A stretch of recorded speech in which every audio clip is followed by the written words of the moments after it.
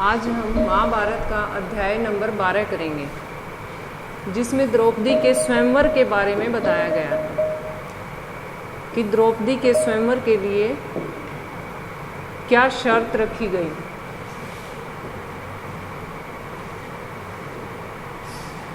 द्रौपदी के स्वयंवर के लिए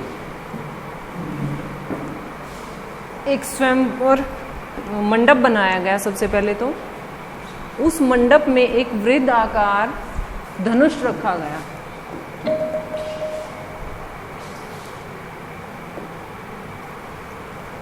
वृत्त आकार क्या रखा गया? धनुष रखा गया। ठीक है, जिसकी डोरी तारों की बनी हुई थी, तारों से बनी हुई थी उसकी डोरी, और उस धनुष के ऊपर काफी ऊंचाई पर एक सोने की मछली टांगी गई। उस मछली के नीचे एक चमकदार यंत्र जो कि बहुत तेजी से घूमे जा रहा था, उसके नीचे एक चमकता हुआ यंत्र रखा गया जो बहुत तेजी से घूम रहा था। राजा द्रुपद ने घोषणा की थी कि जो राजकुमार पानी में प्रतिबिंब देखकर उस भारी धनुष से तीर चलाकर ऊपर टंगे हुए निशाने को गिरा देगा। ऊपर क्या टांगा गया था? एक मछली टांगी गई थी। उस निशाने को गिरा देगा, उसी को द्रौपदी वरमाला पहनाएगी। तो इस स्वयंवर के लिए बहुत दूर दूर से अनेक राजकुमार आए हुए थे। मंडप में सैकड़ों राजा इकट्ठे हुए, जिनमें धृतराष्ट्र के 100 बेटे, अंग नरेश। ये देखिए कौन कौन आया हुआ था स्वयंवर के लिए, द्रौपदी स्वयंवर के लिए। धृतराष्ट्र के 100 बेटे, अंग नरेश, कर्ण, श्री कृष्ण, शिशुपाल, जरासंध आदि। दर्शकों की भी बहुत ज़्यादा भीड़ थी, उनको देखने वाले लोगों की भी बहुत ज़्यादा भीड़ थी। राजकुमार धृष्टद्युम्न घोड़े पर सवार होकर आगे आया, उसके पीछे हाथी पर सवार होकर द्रौपदी आई। किस पर सवार होकर आई द्रौपदी स्वयंवर मंडप के लिए? हाथी पर सवार होकर।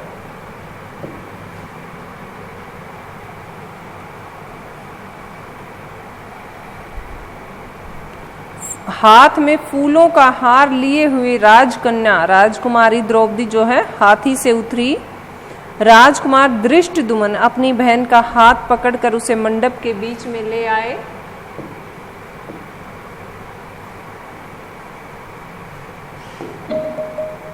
इसके बाद एक एक करके जितने भी जो राजकुमार वहां आए हुए थे, सभी ने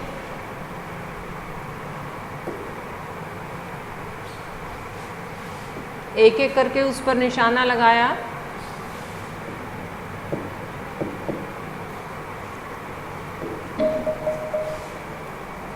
लेकिन कोई सफल नहीं हुआ।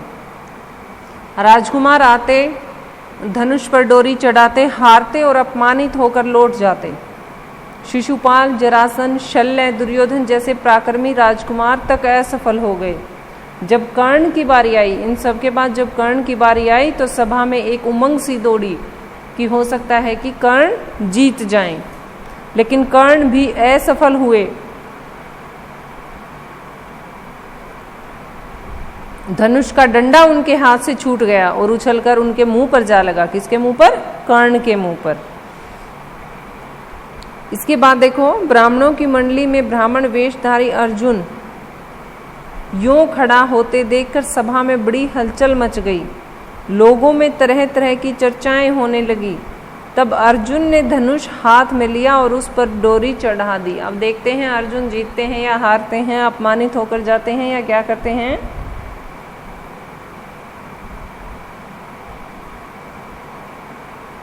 उसने धनुष पर तीर चढ़ाया अर्जुन ने, और आश्चर्यचकित लोगों को मुस्कुराते हुए देखा। लोग उसे देख रहे थे और वो लोगों को देख रहा था।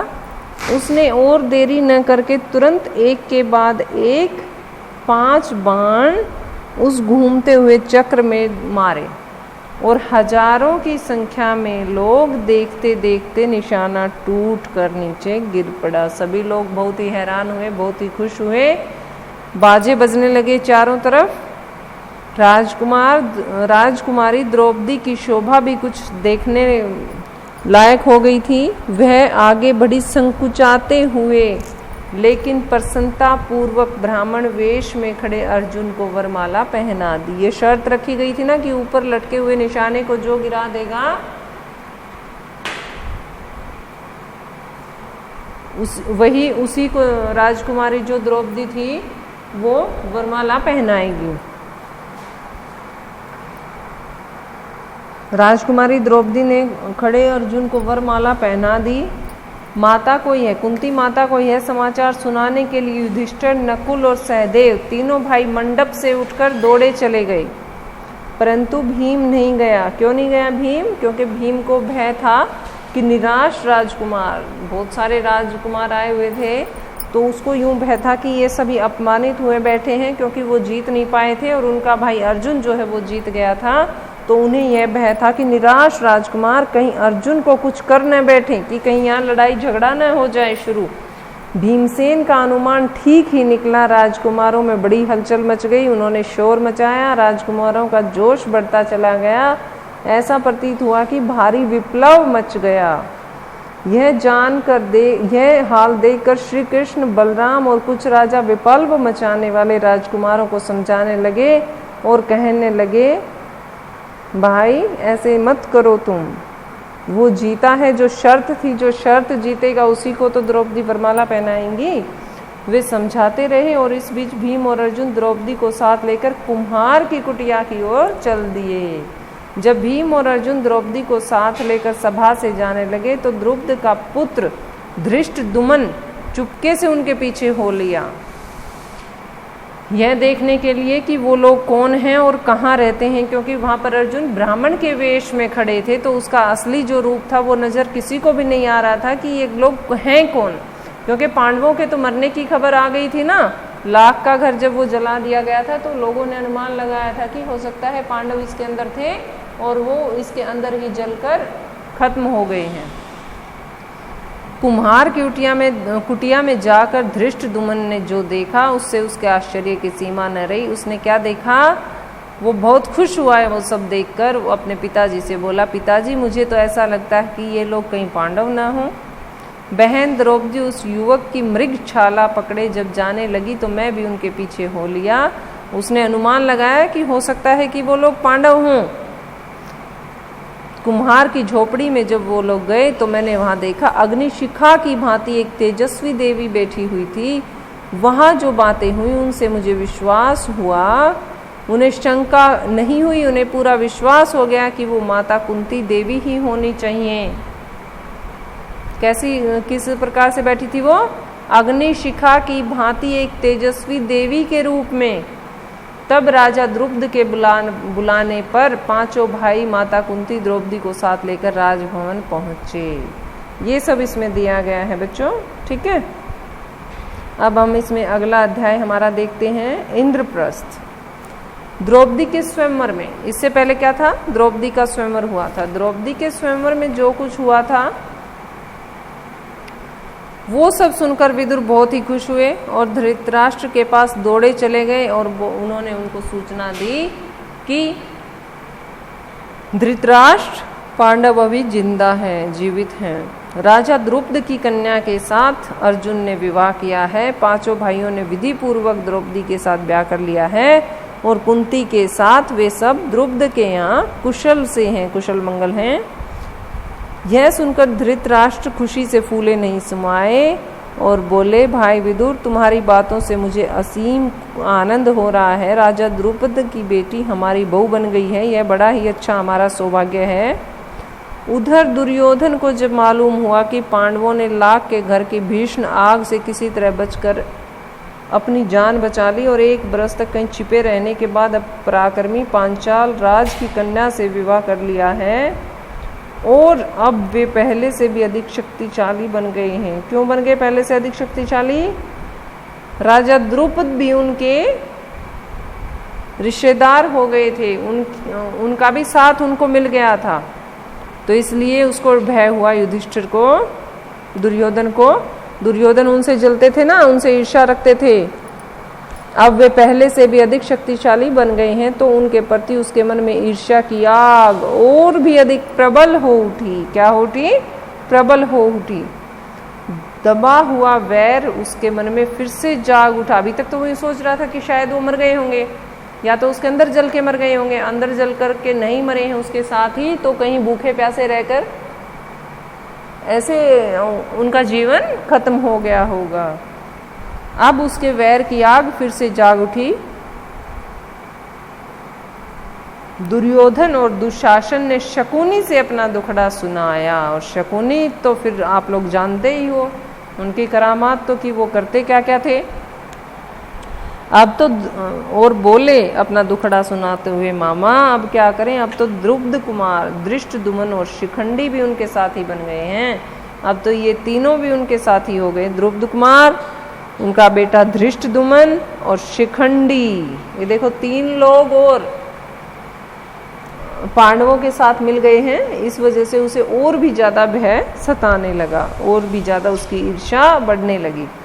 उसके बाद कर्ण और दुर्योधन धृतराष्ट्र के पास चले जाते हैं और एकांत में उनसे दुर्योधन ने कहा, पिताजी जल्दी ही हम कोई ऐसा उपाय करें जिससे हम सदा के लिए निश्चिंत हो सकें। धृतराष्ट्र ने कहा, बेटा तुम बिल्कुल ठीक कहते हो, तुम्हें बताओ अब हमें क्या करना चाहिए। दुर्योधन ने कहा, तो फिर हमें कोई ऐसा उपाय करना चाहिए जिससे पांडव यहाँ आए ही नहीं। दुर्योधन तो उन्हें बिल्कुल ही खत्म करना चाहता था, और अब उसने सोचा कि हमें कुछ ऐसा उपाय करना चाहिए, ऐसी तरकीब, ऐसी चाल चलनी चाहिए जिससे कि पांडव यहाँ आए ही नहीं, क्योंकि यदि वे इधर आए तो जरूर राज्य पर भी अपना अधिकार जमाना चाहेंगे। इस पर क्या हुआ, कर्ण हंसने लगा। उसने कहा, दुर्योधन अब 1 साल बाहर रहने और दुनिया देख लेने से उन्हें काफ़ी अनुभव हो गया है। अब वो आप जैसों से टकराने में आप बहुत ज़्यादा माहिर हो गए हैं, धक्के खा खा कर दुनिया भर में घूम घूम कर। अब 1 साल वो बाहर रह चुके हैं, उन्हें काफ़ी अनुभव प्राप्त हो चुका है। एक शक्ति संपन्न राजा के यहाँ उन्होंने शरण ली है, तिस पर उनके प्रति तुम्हारा वैर भाव उनसे छिपा नहीं है, इसलिए छल परपंच से अब काम नहीं बनेगा। क्या कहता है कर्ण दुर्योधन को कि दुर्योधन तुम अब छल कपट करना छोड़ दो, ये अच्छी बुरी चालें चलनी छोड़ दो पांडवों के खिलाफ। आपस में फूट डालकर भी उनको हराना आसान नहीं है। पांडवों में उसने क्या सोचा कि मैं 5 पांडवों को अलग अलग कर देता हूँ, उनमें ऐसा काम करता हूँ जिससे उनमें फूट पड़ जाए और वो सभी अकेले पड़ जाएं। राजा द्रुपद धन के प्रलोभन में भी पड़ने वाले व्यक्ति नहीं हैं। पांडवों का साथ वे कभी नहीं छोड़ेंगे। ऐसे विचार की ओर ध्यान भी मत देना दुर्योधन तुम। ये सब कर्ण उसको समझाता है। इसके बाद भीष्म कहता है, बेटा वीर पांडवों के साथ संधि करके आधा राज्य तुम उन्हें दे दो। भीष्म पितामह दुर्योधन को समझाते हैं कि बेटा तुम वीर पांडवों के साथ संधि करके आधा राज्य उन्हें दे दो, यही तुम्हारे लिए उचित है। आचार्य द्रोण ने भी यही सलाह दी। अंग नरेश कर्ण भी इस अवसर पर धृतराष्ट्र के दरबार में उपस्थित थे। पांडवों को आधा राज्य देने की सलाह उसे बिल्कुल अच्छी न लगी। किसे नहीं अच्छी लगी? अंग नरेश कर्ण को। दुर्योधन के प्रति कर्ण के हृदय में अपार स्नेह था। दुर्योधन के प्रति कर्ण के हृदय में अपार स्नेह था, वो उन्हें बहुत चाहता था, उनसे उनका लगाव था। इस कारण द्रोणाचार्य की सलाह सुनकर उसके क्रोध की सीमा न रही। वह धृतराष्ट्र से बोला, राजन मुझे यह देखकर बड़ा आश्चर्य हो रहा है। इसके बाद धृतराष्ट्र ने धर्मात्मा विदुर से सलाह ली। इन सब की कुमंत्रणा सुनकर, अच्छे बुरे विचार इनसे सलाह मशविरा करने के बाद धृतराष्ट्र विदुर से सलाह लेते हैं। विदुर ने कहा, हमारे कुल के नायक भीष्म तथा आचार्य द्रोण ने जो बताया है वही श्रेष्ठकर है कि तुम वही करो जो आचार्य द्रोण और भीष्म पितामह ने बताया है कि तुम आधा राज्य उन्हें दे दीजिए। अंत में सब सोच विचार कर धृतराष्ट्र ने पांडु के पुत्रों को आधा राज्य देकर संधि कर लेने का निश्चय किया और पांडवों को द्रौपदी तथा कुंती सहित आदर लिवा लाने के लिए विदुर को पांचाल देश भेज दिया। इसके बाद बच्चों, धृतराष्ट्र के मीठे वचन सुनकर मानकर पांडवों ने खांडव प्रस्थ के भग्न अवशेषों पर, जो कि उस समय तक निर्जन वन बन चुका था, निपुण शिल्पकारों को बुलाकर एक नए नगर का निर्माण करवाया।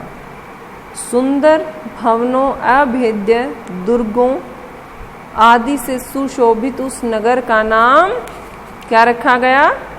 इंद्रप्रस्थ रखा गया। इंद्रप्रस्थ की शान एवं सुंदरता ऐसी हो गई कि सारा संसार उनकी प्रशंसा करते न थकता था। अपनी राजधानी में द्रौपदी और माता कुंती के साथ पांचों पांडव 23 वर्ष तक सुखपूर्वक जीवन बिताते हुए न्यायपूर्वक राज्य करते रहे। हमारा ये 13वां अध्याय महाभारत का समाप्त होता है। बच्चों, समझने में कुछ समस्या हो तो मुझसे आप संपर्क